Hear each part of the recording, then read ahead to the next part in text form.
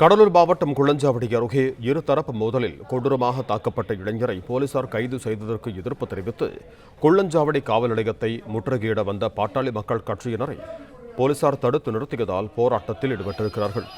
இது தொடர்பான கூடுதல் விவரங்களோடு இணைகிறார் எமது செய்தியாளர் லெசிராஜா.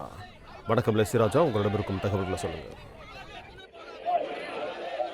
கடலூர் மாவட்டம் குள்ளஞ்சாவடி அம்பலவான்பேட்டை பகுதியைச் சேர்ந்த முருகல் என்பவர் கடந்த 24ஆம் தேதி நிகழ்ச்சி ஒன்றில் சென்றுவிட்டு தனது வீட்டை நோக்கி இருசக்கர வாகனத்தில் வீடு திரும்பினார். அப்போது அம்பலவான்பேட்டை பகுதியைச் சேர்ந்த இளைஞர்களுக்கும் முருகலுக்கும் மோதல் ஏற்பட்டது.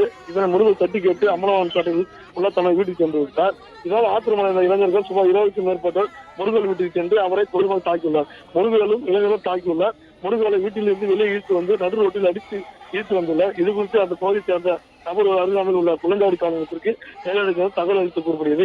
எனவே ரத்த அழுத்தத்தில் மயங்கிய முருகலை காப்பாற்றி அரசு மருத்துவமனையில் அனுமதி தற்போது தனியார் மருத்துவமனை சிகிச்சை பெற்று வருகிறார். இந்த இரு தரப்பு மோதல் காரணமாக இந்த சம்பவம் நடைபெற்று தெரிய வந்தது. இரு தரப்பு மீது வழக்கு பதிவு செய்து போலீசார் 4 பேர் கைது செய்தனர். தாக்கப்பட்ட முருகலும் இதில் கைது செய்யப்பட்டுள்ளார். இதற்கு கண்டனம் தெரிவித்து பாட்டாளி மக்கள் கட்சியினர் இன்று குள்ளஞ்சாவடி காவல் நிலையத்தை முற்றுகையிட்டிருந்தார். அவர்களை காவல்துறை தடுத்து நிறுத்திய நிலையில் கடலூர் விருதாச்சலம் சாலையில் அமர்ந்து போராட்டத்தில் ஈடுபட்டு வந்தனர். மேலும் இந்த பகுதியில் காவல்துறை கண்காணிப்பாளர் ஜெயக்குமார் தலைமையில் 500க்கும் மேற்பட்ட போலீசார் குவிக்கப்பட்டுள்ளனர். கலவரத்தை கட்டுப்படுத்தும் வஜ்ர வாகனம் தயார் நிலையில் நிறுத்தி வைக்கப்பட்டுள்ளது. இதனால் அப்பகுதியில் பெரும் பதட்டம் காணப்பட்டு வருகிறது. நன்றி லெசிராஜா, உங்க தகவல்களுக்கு.